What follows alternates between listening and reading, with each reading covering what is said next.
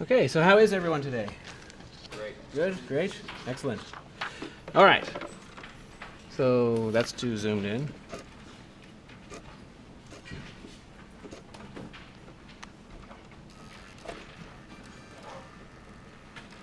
Okay, so what time is it? What is it? 11:35? Okay, so that's right. Okay. 6. All right. Good. Because I lost my phone. So now everything is a disaster. Because, see, under normal circumstances, if I lost a phone, I would just schedule to get another phone. But my schedule's on my phone. So, so that means that, you know, for someone like me, if it's not on the schedule, then it just basically doesn't exist. So this is a disaster in the making. The 13th. All right. So last time we were talking about the Fibonacci numbers, and the most, like, when you first speak of the Fibonacci numbers, you typically give a recursive definition like the following: is you could say, well, we'll define big F from naturals to naturals. And I think I did this like on the first day. And then the definition is this by clauses. There's 3 clauses. The first clause says what to do with the least natural. The next clause says to do with the second to least natural. And the last clause says what to do generally. And then, you know, depending on, you know, you might look at a textbook or Wikipedia or what have you, and, you know, in our class we're going to say that when n is 0, Fibonacci is 0, and when n is 1, Fibonacci is 1. In other textbooks, in circumstances, that might be 1 and 1 instead of 0 and 1, but okay, we're going to do it this way. The general case is this: f of n minus 2 plus f of n minus 1. And then, you know, like on the first lecture or the second or something, I evaluated f at 7, you know, and it's a disaster to behold. Okay, and it's even worse the bigger that the bigger that you get. So in fact, you know, we know the first several numbers in the Fibonacci sequence are 0, 1, and then to get the next one, you just add the previous 2, right? So then it would be 1, and then 2, 3, 5, 8, 13, 21, 34, 55, 89, you know, ... It just keeps going. So numbering these, saying that this is, you know, 0 to 0, 1 to 1, 2 to 1, 3 to 2, 4, 5, 6, 7, 8, 9, 10, 11. So here's the deal: is that if you want to evaluate this, and let's say you wanted to evaluate f of 9, say, so to evaluate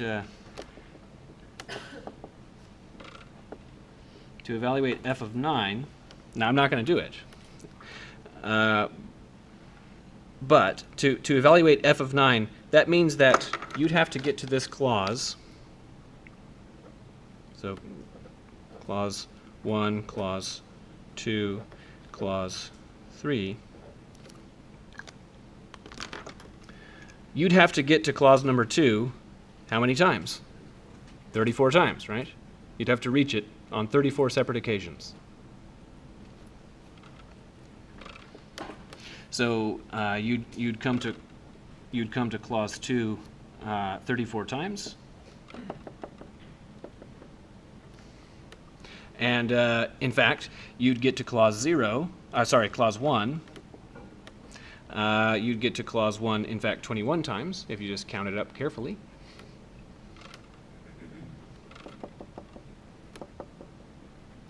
And then if you consider those to have the same cost, if you like, adding those up, of course, that's the next Fibonacci number. You'd have to do 55 steps, essentially, if you like. Not, in fact, much more than 55 steps. You'd have to reach the end. It would be a tree with 55 leaf nodes. Okay? Good. So that's costly, right?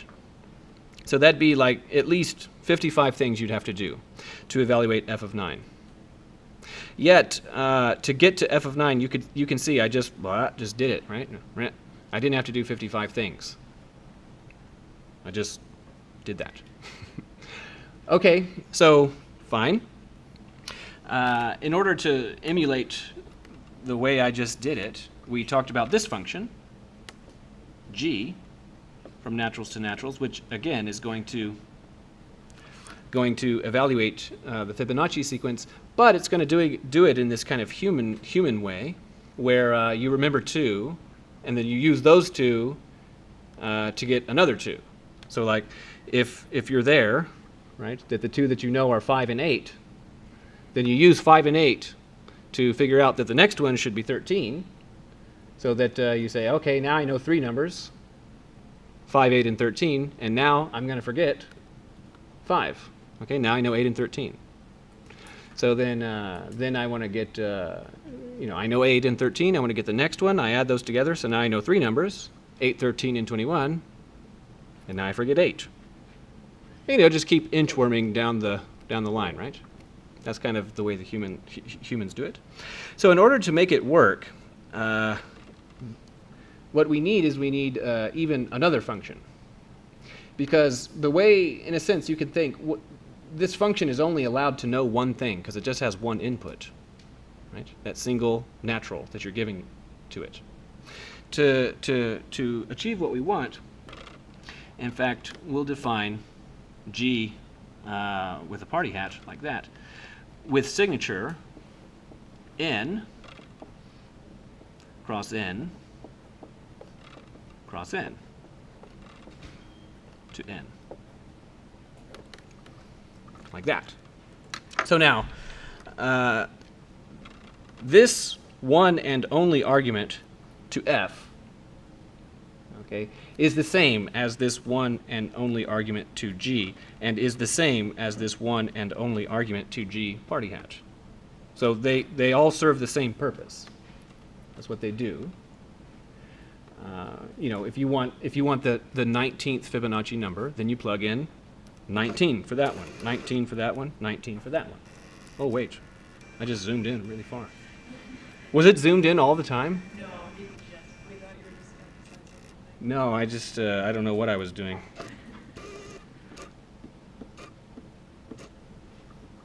Okay. Then what is the purpose and function of these others? Yeah, these are the places where you're going to remember the 2 numbers. Okay, so these are the 2 numbers you remember.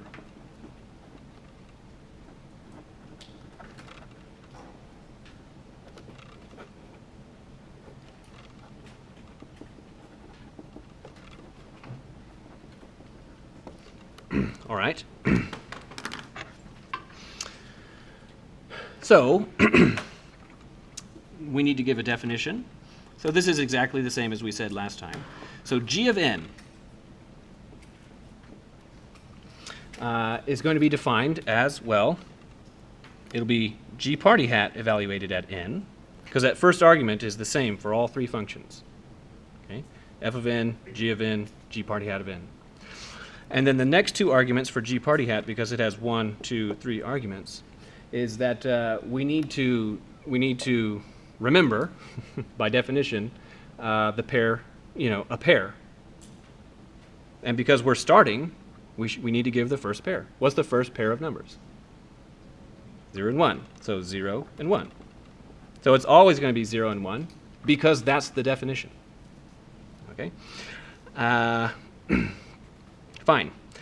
Now, if I were to stop writing here, you wouldn't be able to proceed because, assuming you can't remember what we did last week, because we haven't defined G party hat, right? You wouldn't be able to do anything yet. So to define G party hat, N, and then now we have two positions, and we need to give names to the two numbers that we're going to remember. So they're just names. You know, they can be basically anything you want, but let's not call it F, can't call it N, and let's not call it G. What do you want to call these?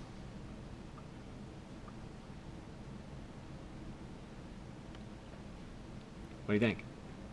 Any preferences?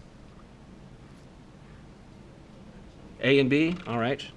A and B. It doesn't matter what their names are, but it is going to matter. It is going to matter how we construe them. Is that this is the pair of numbers that we know, and this one is going to be the lesser one, or the smaller one. I'll say it like that, smaller. And this one is going to be the big one. Okay. Fine. So then to define this,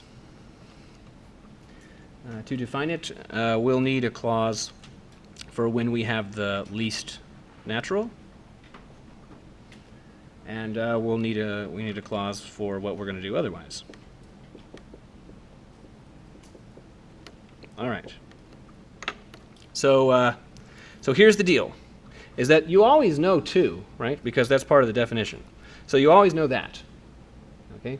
So if I asked you for Fibonacci of 0, okay, that's the pair that you know, and then you'd say, well, okay, it's 0.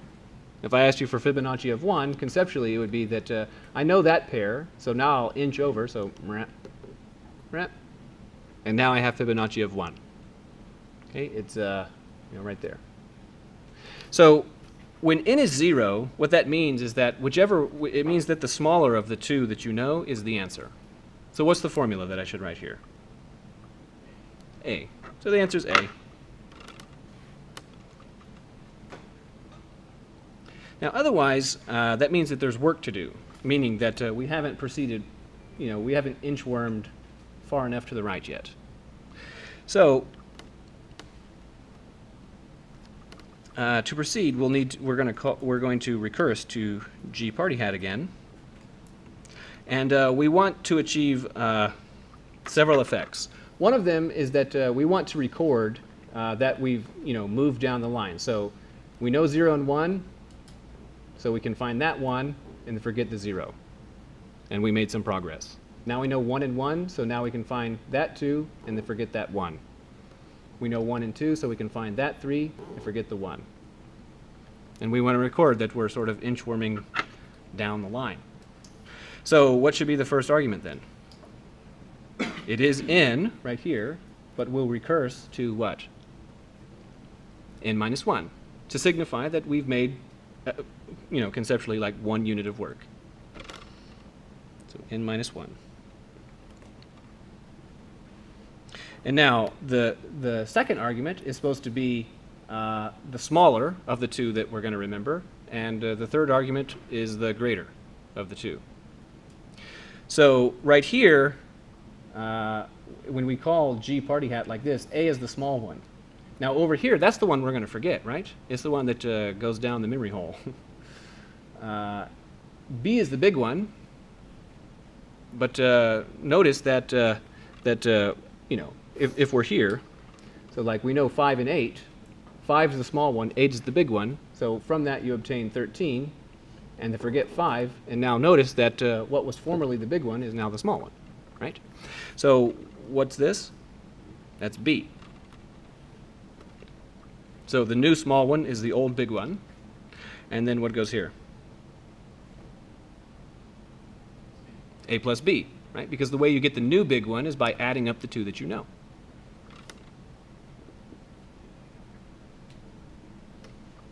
All right. Now, until you get really comfortable with thinking along these lines, this might seem like it's a lot to wrap your head around. So let's do a few examples and make sure that it's clear. So, for example, suppose we want to evaluate G of 0. Well, according to the definition, that would be G party hat. And whatever, so n, so 0 and 0. And then what do I do for these arguments? 0 and 1. Why 0 and 1?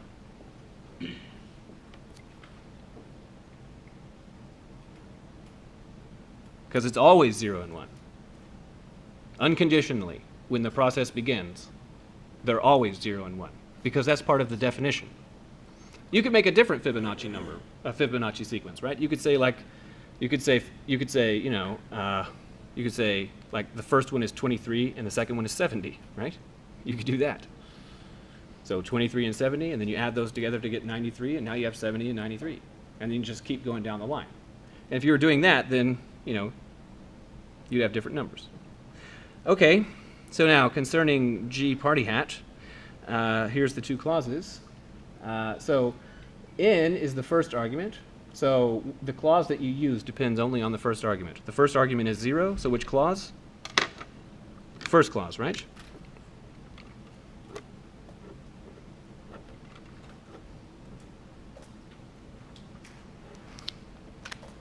So the answer is, because we're using the first clause, the answer is the second argument. And the second argument is 0, so the answer is 0. Any question about that one?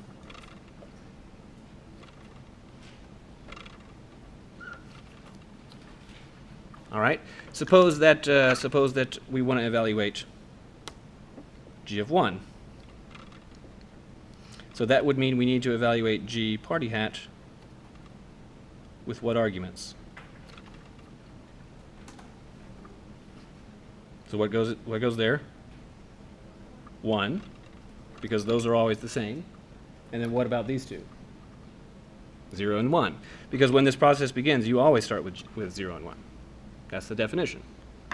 So then now, concerning this, to evaluate G party hat, the first argument determines the clause. So which clause will we use? We'll use clause 2. We'll use clause 2 because we only use clause 1 when the first argument is 0. So clause 2 there. What are the new arguments? 0, and then these 1 and 1. Because conceptually it's sort of like this was the old big one and it has become the new small one. Okay, and then the new big one is the sum of the two that you previously knew. All right, so then to evaluate this, what? We're going to use the first clause because the first argument is 0, so we'll use the first clause.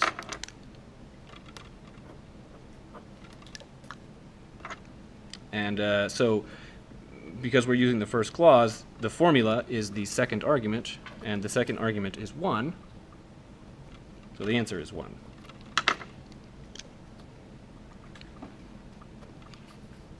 Okay, so far so good, right? So far so good, because it is in fact the case that G of 0 is 0 and G of 1 is 1. All right. So one more until we move to something different. I could say, well, what if we wanted to evaluate, say, G of 5, the fifth Fibonacci number? No, let's make it the sixth one. The sixth one.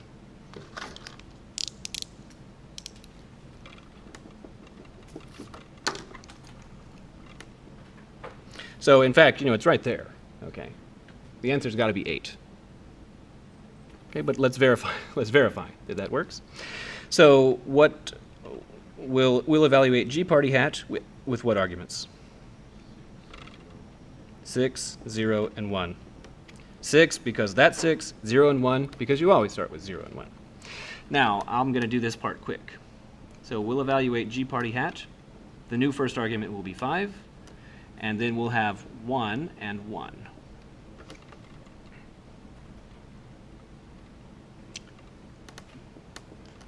We'll evaluate G party hat again. The first argument will be 4. And then we'll have 1 and 2. Now, to be clear, what's happening is that to get from here to here, I used clause 2. And to get from here to here, I used clause 2. And as a matter of visualizing what's occurring, this one shifted to the left to become that. This one shifted to the left to become that. So that one, that one, that one, that one.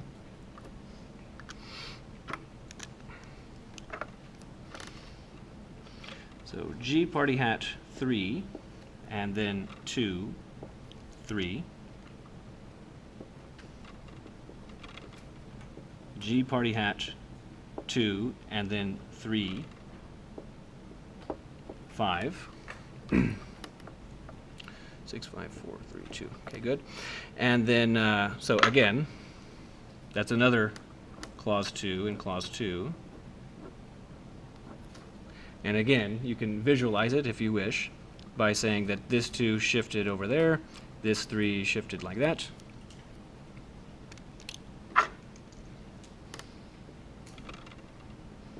G party hat 1, 5, and 8.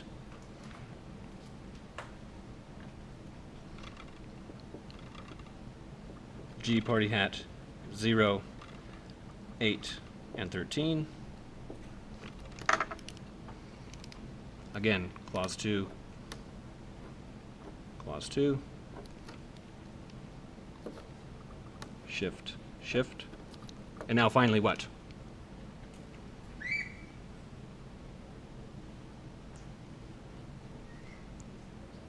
Yeah, now finally, you know, we use the second clause over and over and over again. Okay, and now finally, that the first clause has that the first argument has reached 0. That's the signal that interpreting the first argument to be how much further you have to go, because it's 0. It's saying you've arrived. Okay, so then the answer is 8.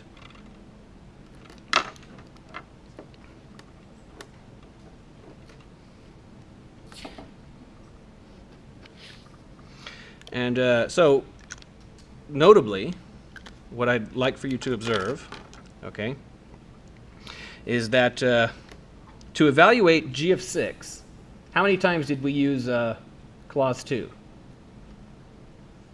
6 times. And then we used clause 1 time. So to evaluate g of 6, it takes 7 steps. And to evaluate, say, g of 9, would take how many steps? 10. It would take 10 steps. You do 9 clause 2s and 1 clause 1, so it would take 10 steps. Yes?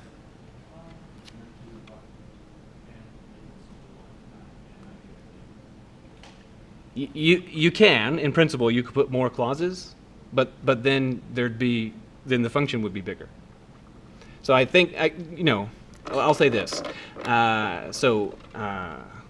Humans and all creatures, okay, are very economical in our behavior, and economical is like a euphemism for lazy. This is what it is. I don't say that. I don't say that at all derogatorily. I don't mean anything bad by it, I guess is what I mean. In fact, I think it's one of the greatest things about humans. Because that means that we have this extreme mental pressure to try and figure out the shortest and fastest way to get something done. So, to sort of rephrase his question, it sounds like you're saying that, wait, you did g of 6 in 7 steps? I think I could do it in 6 steps. No dispute. But then the amount of instructions would be bigger. So something has to give, right? You can make the instruction short and do g of 100 in 101 steps, or you can make the instructions longer and do g of 100 in 100 steps. But neither way is a very big, something has to give somewhere. Okay, fine. So now, it's not really part of our class. It's not really part of our class to know this, but it is a fact that the Fibonacci sequence, you can come up with an analytic formula to figure out its its exact formula in terms of closed form. So like concerning the pyramid function that y'all have dealt with, you can do it recursively by saying that pyramid of 10 is 10 plus 9 plus 8 all the way down. But in fact, we talked about, we did that Gauss story where you can figure out that, in fact, you can evaluate the pyramid function as a polynomial. N times n plus 1 over 2. All right.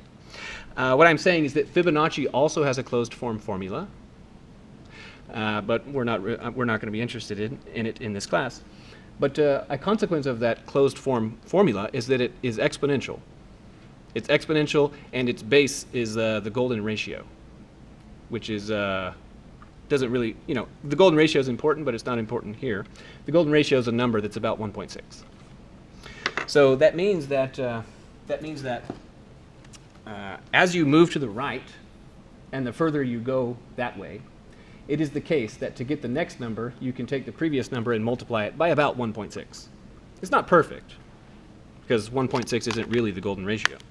But if I take 55 and multiply it by 1.6, then I get 88. And you can see that, oh yeah, that's pretty close. So if I was doing it perfectly, then it would be exactly 89. All right. Fine. So that means that essentially every time you step to the right, the next number is 1.6 bigger. So if we take, say, 20 steps to the right,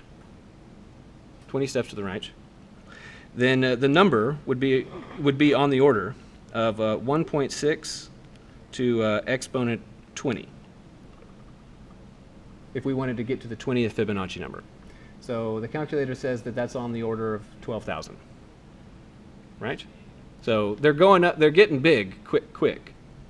So if you wanted to use this f to evaluate the 20th Fibonacci number, you'd have to use the second clause 12,000 times. In fact, probably a little more. And you'd have to use the first clause, probably like 6,000 times or something like that. And altogether, it would be like 30,000 clauses.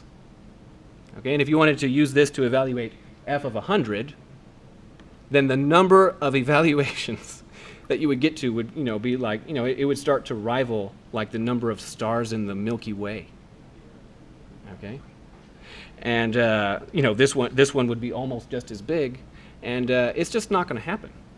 Like when you ask MATLAB to do arithmetic operations, usually the number of operations is so small that before you have even processed that you've pressed the button, MATLAB has already finished. Right? You can't. It's so fast that before the signal makes it, travels up your arm to your brain and your finger, you feel that I pressed the button. It's done. But if you write this in MATLAB and you say do f of 100, it's just going to die. It will not finish in any reasonable amount of time. Okay, it's too enormous. Whereas if you do this one, if you ask this one to do g of 100, how many steps does it take?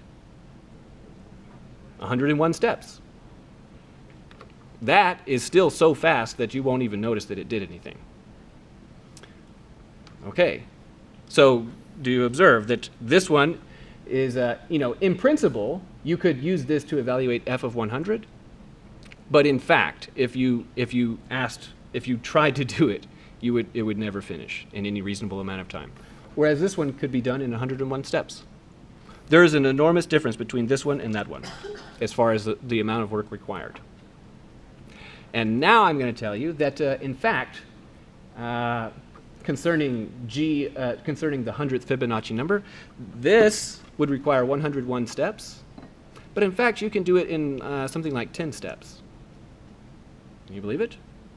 If I ask you to evaluate the 1000th Fibonacci number, then this one is just absurd. It would be something like the number of evaluations is more than the number of protons in the universe, in the whole observable universe. Whereas this one would take 1,001 steps.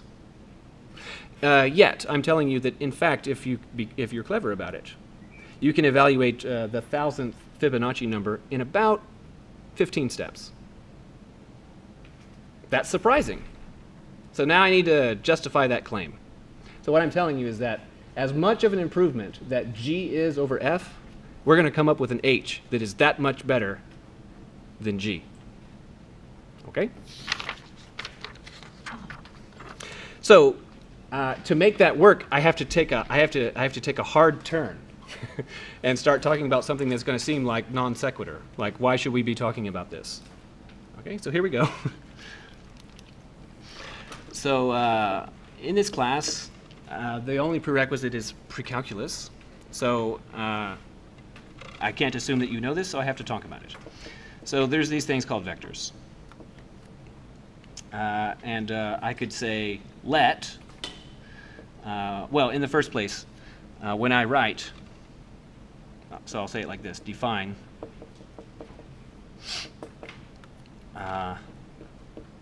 R2 like that to mean R cross R, R3 to mean R cross R cross R, like that.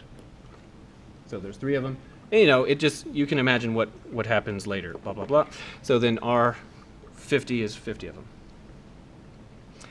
So then I could say let V with that hat on it. So that's that hat means vector, and that's an arrow, but it only has a half of its hook. The other part is not there. So not like that. I could say let this be in R3, just for sake of concreteness.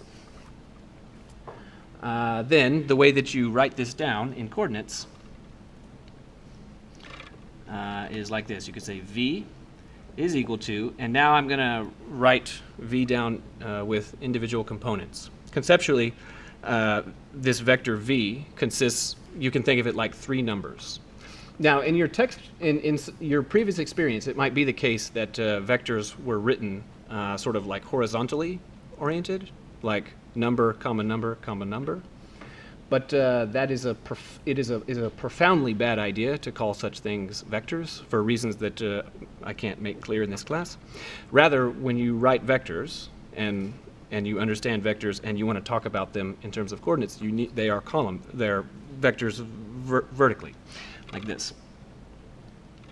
So V1, V2, V3, like that.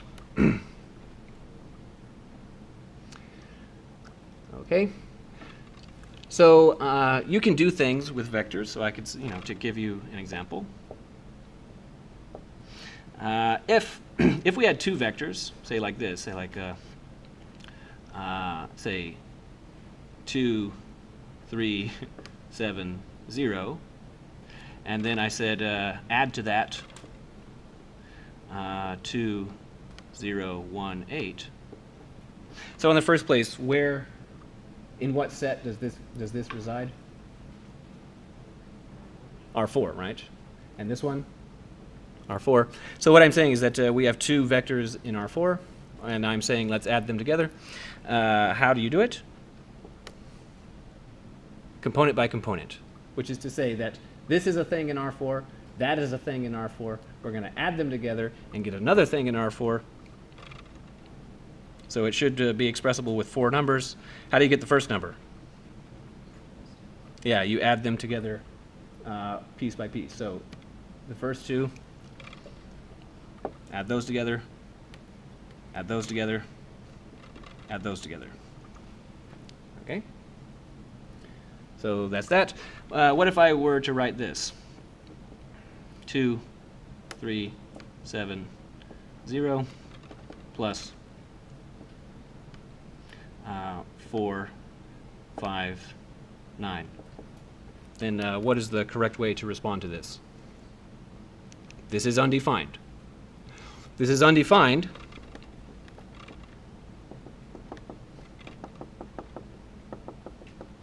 because that's a vector and that's a vector. However, this is a vector in R4 and that one is a vector in R3. So you can only add vectors that are of the same kind.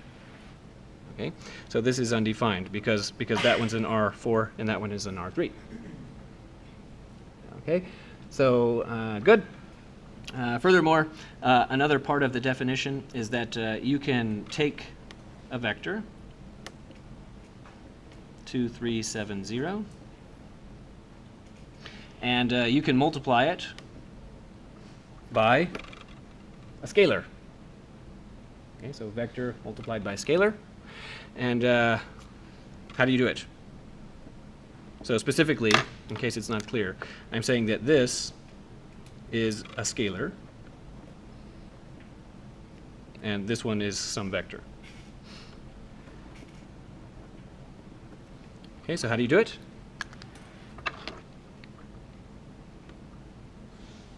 Well, it's going to be another vector. Since this is an R4, that's going to be an R4. So I need 4 numbers. What number? How do I get those numbers?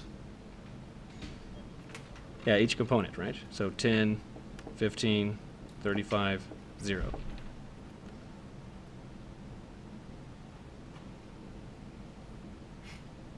Okay. Fine. But, you know, how about this one? 2, 3, 7, 0. And then multiply. And if you know what dot product means, that's not dot product. 2, 0, 1, 8. So how do you respond to this? This is not defined.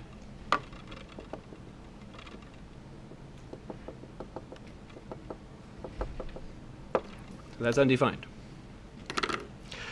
So vectors are things that, you know, you can think of it like a list of numbers in a sense, a vertical list of numbers. It's permitted that you can multiply by a scalar, and also understand that means you could factor out a scalar, going the other way.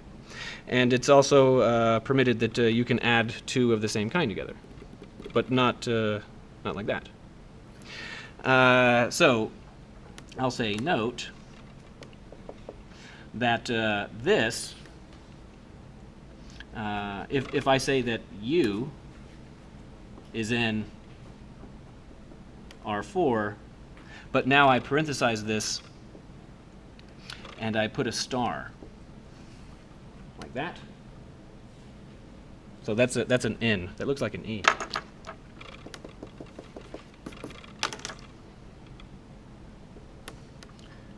Vector U is in that. So that's going to be a vector, and it's also a vector-like thing. And it's going to have 4 components, but instead of being written vertically, it's going to be written horizontally. Okay, so you could write something like this: U is U1, U2, U3, U4. So now such things, you know, when you write them in this vertical way, these are called vectors. And in fact, these are not called vectors. The proper name for them is covectors. So there's some other kind of thing. I can't really get into the distinction in this class. When you take a linear algebra class, instead of calling these just vectors and these covectors, sometimes it is the case that you will refer to these ones as column vectors. So these are vectors. But in some linear algebra classes, you might call them column vectors.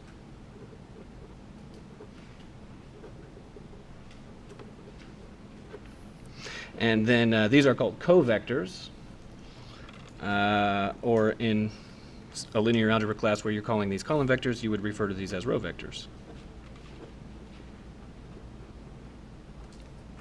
Okay, so then, you know, you can have a vector with 4 components and a covector of 4 components. So that is to say, a vertical one and a horizontal one, but they can't be added because they're not the same kind of thing. Even though they have 4 components, they're not the same kind of thing. Any question about this so far? All right. With these, you can multiply by a scalar or factor a scalar out. And with these, you can add the same kind together. So you can add covectors that each have 7 components, but not ones that have like 5 and 7. Okay?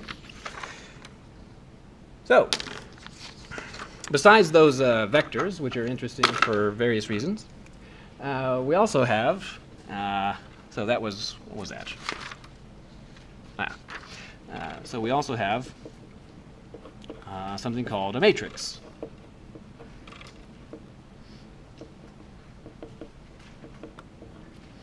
So in this case, what it is you can sort of think of it sort of like a bunch of vectors all together. So 2, 3, 7, 0, 2, 0, 1, 8. So like this. So now it's kind of like a table. Those are each individual numbers: 2 and 3 and 7 and 0, 2 and 0 and 1 and 8. And you can view this, if you like, as you can say, there's a vector, 2, 2. There's another one, 3, 0. There's another one, 7, 1. And there's another one, 0, 8. So you can imagine this to be 1, 2, 3, 4 vectors. Or you can imagine it to be 1 and 2 covectors. Using the other language, you could say it is 1, 2, 3, 4 column vectors and 1, 2 row vectors. Viewing it that way. And as a result, such an item, such a thing, is the set that it's in. Is you write it down like this. You say mat, and then two things. In the first position, you put the number of rows, and in the second position, you put the number of columns. Okay, so then what goes there? 2. And what goes there? 4.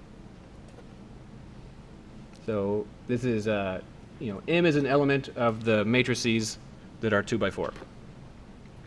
Okay, and you can imagine that, we could make matrices that are 23 by 70 or whatever. And if you had another matrix, okay, another one that was also 2 by 4, then you could add them. Okay, and you can do that kind of thing. Like you could factor a scalar out if they all had a factor of, say, like 5. Okay, you can factor that out. Okay, but you can't add them together if they don't have the same shape. Like you couldn't add something together that was 2 by 4 and another thing that was 4 by 2. That wouldn't work. All right, but matrices are interesting because unlike vectors that you can't really multiply except in some limited senses, you can actually multiply matrices together. So, but before we do that, I need to say something like this. So the notation M, and then when you write 2, 3, so that's interpreted as meaning a 2 and a 3, not a 23. And if you want to make it as clear as possible, you can put a comma in between them. That means that you should read this and pick out the number that we're talking about. So that means M23 means that please go to the second row and the third column and read off to me what number that is. So second row, because the rows are enumerated from top to bottom, starting with 1, and the columns are enumerated left to right, starting with 1. So row 2, column 3. That's a 1. Similarly, row 1, column 4 is what? 0. Okay, and then we could play that game. All right, so we want to be able to we want to multiply these together. Okay. So this is the rule for multiplying them. So if I say that L for left is in mat, M in, and R for right is in mat PQ, then I want to explain first how can you tell when it's permitted that you can multiply L and R, and supposing you can multiply L and R, what kind of thing will be the result, and how do you calculate that result? Okay, so 2.1.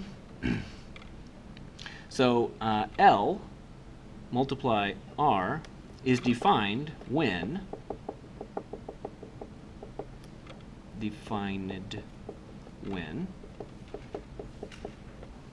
there has to be conditions on M, N, P, and Q. Okay, so then when looking at this matrix, when you're doing calculations with them, it's common to write under the matrix its shape. So it would be 2 by 4, and you just write that there. So because when you do a bunch of these calculations, it kind of helps to write it there. So then doing that kind of thing here, I could say L multiply R, just for left and right. This one would be M by N, that's its shape, and this one would be P by Q. So anyone who's taken a linear algebra course, you should be able to tell me what's the answer. Under what circumstance is this defined? When the two ones on the inside are the same, when N and P are the same.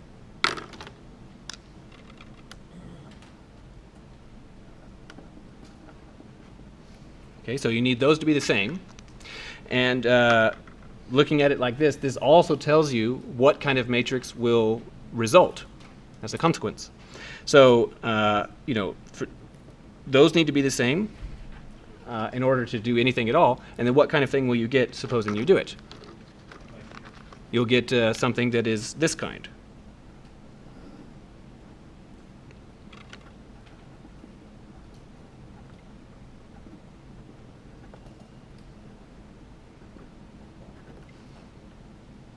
All right, so then, you know, to give an example, I could say, well, 2, 3, 7, 0, 2, 0, 1, 8. And then, of course, this is 2 by 4.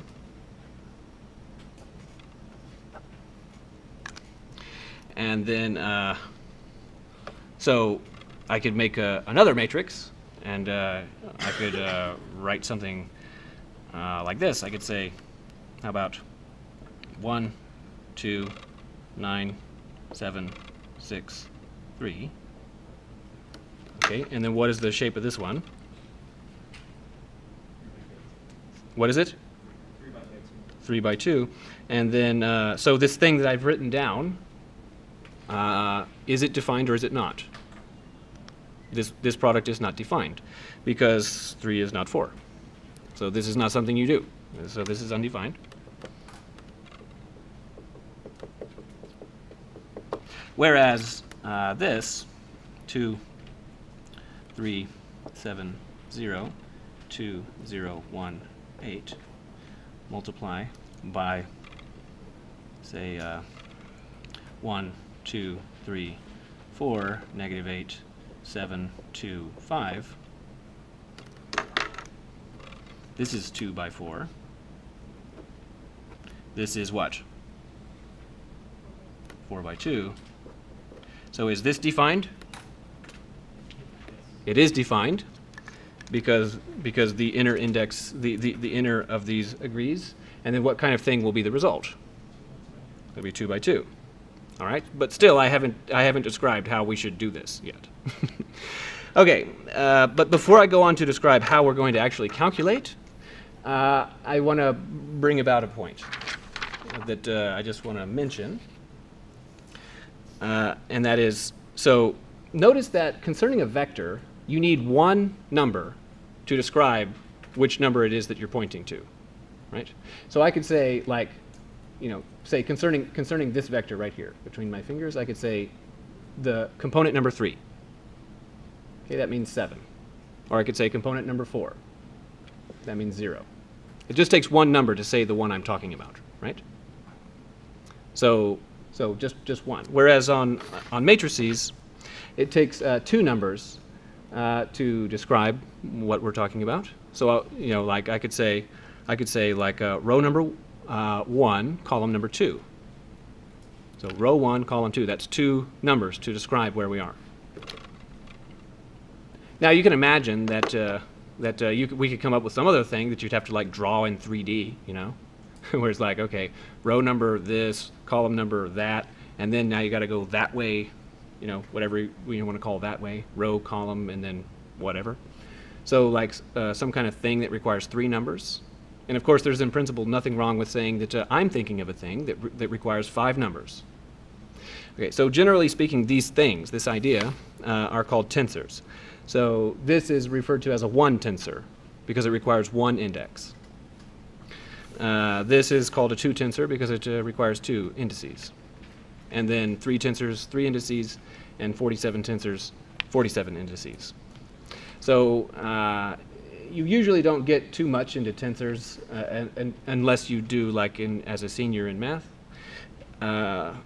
They come a little bit late, but they are the idea is nevertheless very important because, you know, for example, general relativity is phrased in terms of 4 tensors. The reason being is that there's 3 spatial dimensions and 1 temporal dimension. So we live in a 4-dimensional thing called Minkowski space, and you have to deal with 4 tensors. All right. But 1 tensor, 2 tensor. Good. So now we need to define just, you know, how do you multiply 2 matrices? Okay. How to multiply. So if we have this 2, 3, 7, 0, 2, 0, 1, 8, and we want to multiply by say 1, 2, 3, 4, 5, 6, 7, 8, and then how about I don't know, running out of numbers here, 9, 0, 3, 2, doesn't matter. Okay, so in the first place, can we do it? Is it even defined? It is, right? Because this is 2 by 4, and what's this one? 4 by 3. So the fact that the inner indices agree means that it's defined, and that tells you that the result will be the outer indices, 2 by 3. So here's the nicest way I know to organize the computation. You take the left one, 2, 3, 7, 0, 2, 0, 1, 8, and you put it right there. And you take the right one and you put it up here. 1, 2, 3, 4. 1, 2, 3, 4, 5, 6, 7, 8, 9, 0, 3, 2. And what is going to result is that we need to fill in this slot there. We need to fill that in. Notice that because of the way things are arranged, assuming that I keep the spacing, vertical and horizontal, how many rows would this have? 2. And how many columns? 3. Yeah? Cool. So this would be 2 by 3. So suppose that since it's 2 by 3, there's some number I'm supposed to write right there in that spot. And then I'm going to tell you now how to calculate the number that goes in that spot. Is that notice that that is underneath this column right here. And similarly, that is lined up with this row.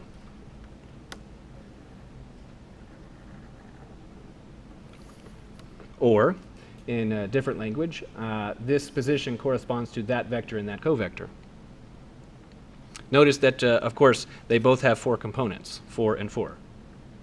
Now, the way that you calculate this product is you visit the numbers in order. So remember that that's 5 is the first one, 6 the second, third, fourth. That's the first, second, third, fourth. So visiting the first numbers, you have 2 and 5. You multiply them together and get 10. Moving to the second, 3 and 6. You multiply them together and get 18. Moving to the next, 7 and 7, multiply them together and get 49. Moving to the fourth, 0 and 8, you multiply them together and get 0. Now you take all those products and do what? Add them up. So I cannot possibly do that in my head.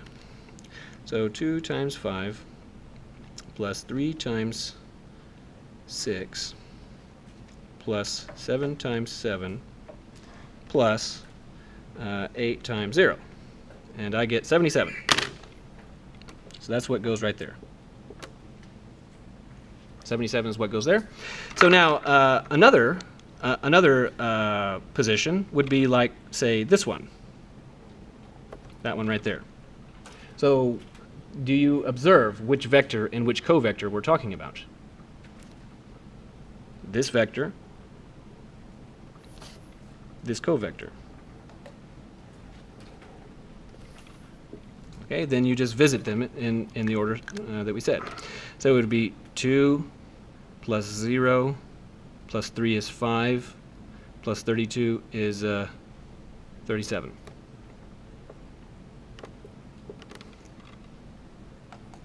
Okay, and do you observe? Now I can point to any one of those positions and you say, oh, that row and that column, that vector and that covector, and then you do it. Any question about this? All right.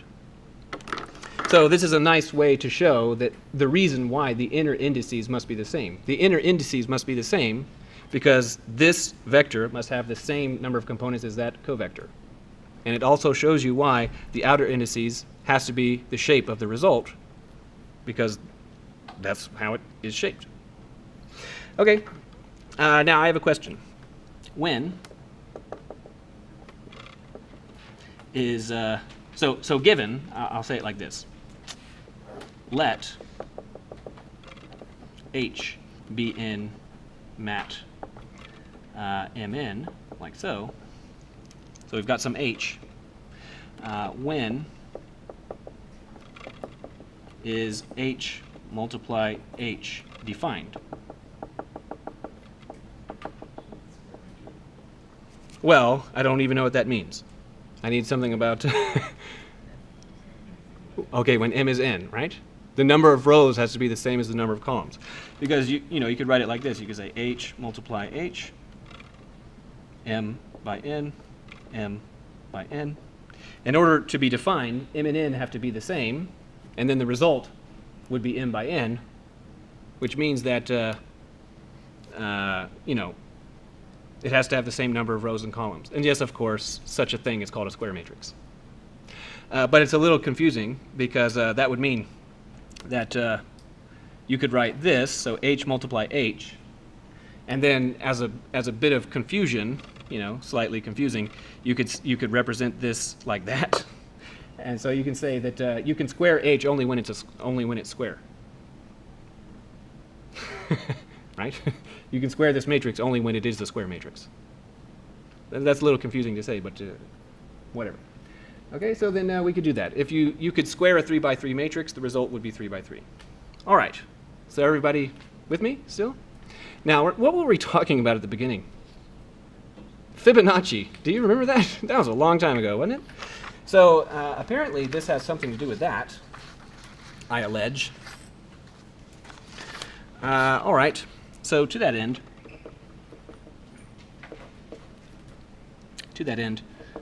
and revisiting Fibonacci, I'm going to make another definition. It's the same definition, just written in a different way. So I'm going to write it in a way that's reminiscent of sequences. So I'll say that we're defining a sequence H. The 0th component is 0. The first component is 1. And generally, that would be the sum of the previous 2 components, like so. Of course, this is precisely just another way to write the Fibonacci sequence, right?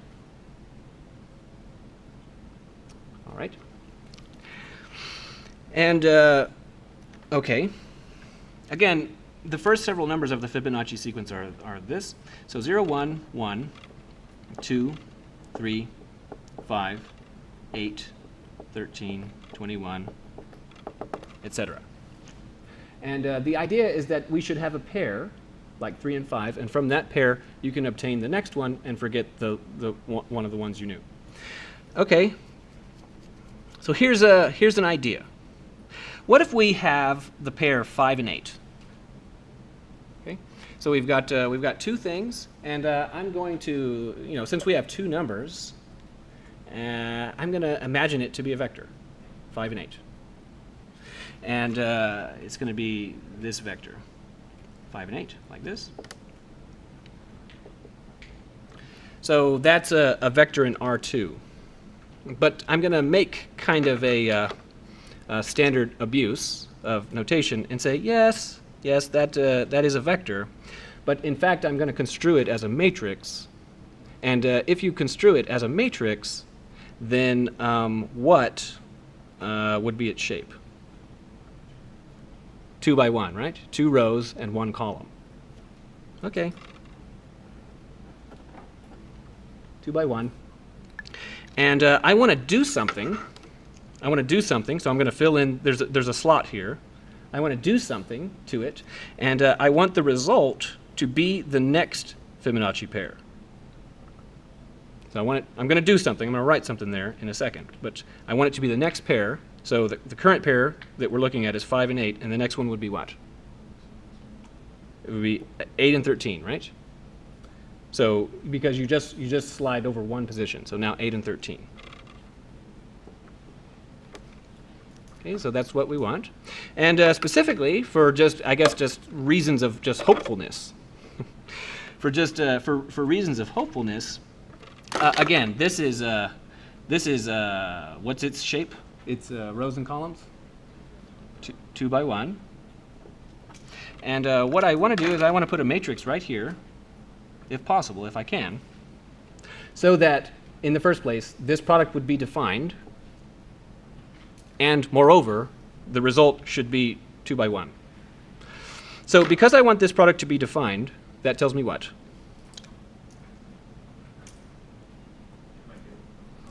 It's gonna have to be something by 2, right? It has to be something by 2, for otherwise it couldn't be defined at all. Okay. Furthermore, because I want the result to be 2 by 1, and that 1 comes from that 1, then that 2 says what?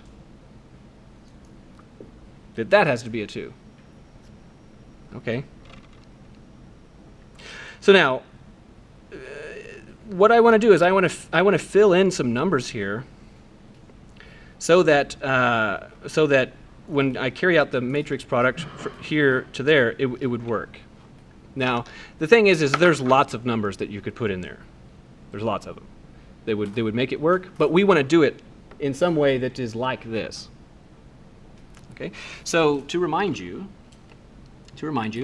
so what I'm saying is that we have this and this, and that's what we already have determined, that we want this to be 8 and 13. So what I'm saying is that we're doing a problem that instead of me telling you those two positions and you do that, I'm telling you these two positions and we're going to do that one. Okay. So now, notice that the definition says to get the next Fibonacci number, you take the sum of the previous two. Right? So I'm going to say it like this. You take one of those and one of those. Right? So what I'm saying is that to get 13, we're supposed to take one of those and one of those. So what do I need to write? Yeah, I'm asking about, since I'm looking at this number, that means that I'm talking about this row, or this vector and this covector. And I'm asking, what do I write in this red box? 1 and 1, right? Because we want to take one of those 5s and we want to take one of those 8s. 1 times 5, 1 times 8, add them up, 13. Then now what we're saying is that this is the new little one, and the new little one is the old big one, right? So we want to take 0 of the little ones and 1 of the big one, right? So what do I need to write here? 0 and 1. Now, is this too good to be true? So let's check. Let's take this say 0, 1, 1, 1. And let's multiply it by, say, by 13 and 21, like that. So now I'm asking for these positions. So like, what would we get here? What goes there? It'd be 34, right? Because it'd be 1, 13 plus 1, 21, which is 34. So that'd be 34 there. And then if we multiply that out, what do we get here? 21. Is that right? Incredible. So what I want you to see is that if you have a Fibonacci pair, if you have one, then you can get the next one by multiplying by that matrix. Okay. So if we write H is 0, 1, 1, 1, okay, if we do that, then it is a fact that if you take H and you multiply it by 0, 1, which is to say, you know, H multiplied by H0, H1, the first pair, then you will get the second pair. And that means that because we didn't demonstrate this, but it is a fact, that matrix multiplication is associative, which means you can put parentheses where you want. That means that if we start with the first pair and then multiply by H twice, then first we get that, and then we get the next one, right? So that would mean that would be H multiplied by that.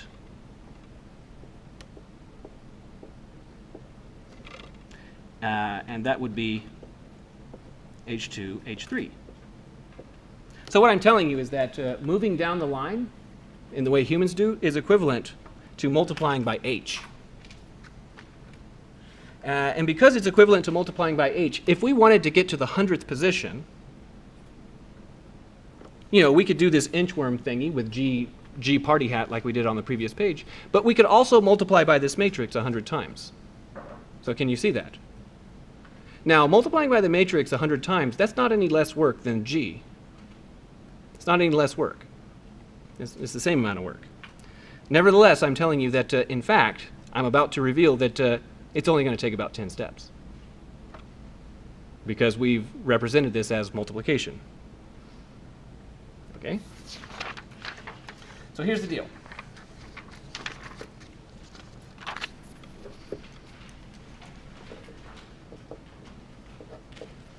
If I write this, so if I just say let x be in the reals, so x just any old real number, and I say I want you to do this, then you know, you could take this as being defined by the mult_in_r function that you wrote. And of course, what that would do is that would take 100 steps, because it would be 1 multiplied by x multiplied by x multiplied by ... multiplied by x. You'd have to carry out 101 multiplications.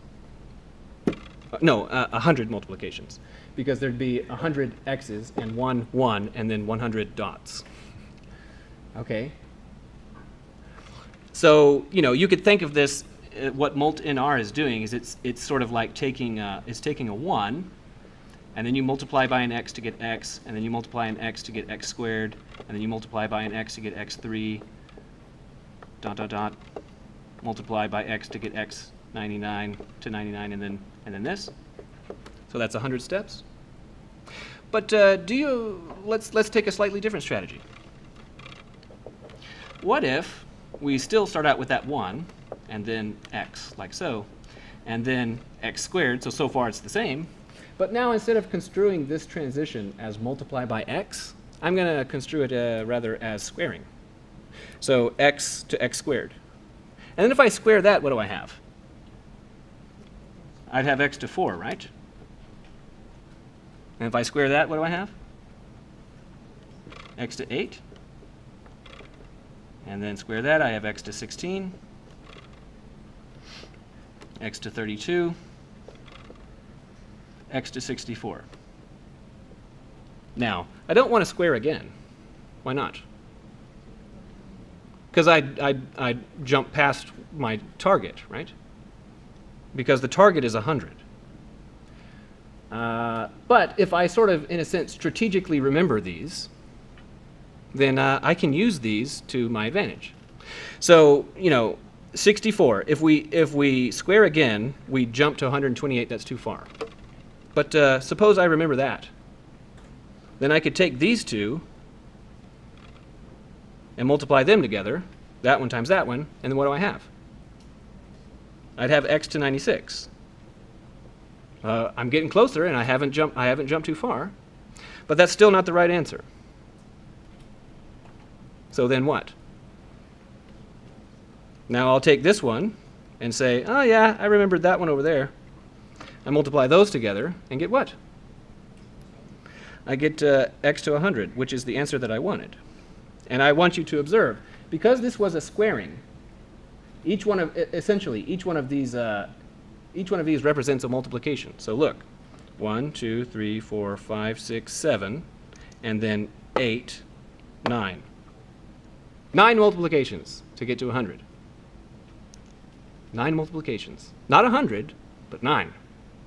So what I'm telling you is that you can figure out the 100th Fibonacci number in 9 steps by using an idea like this repeated squaring.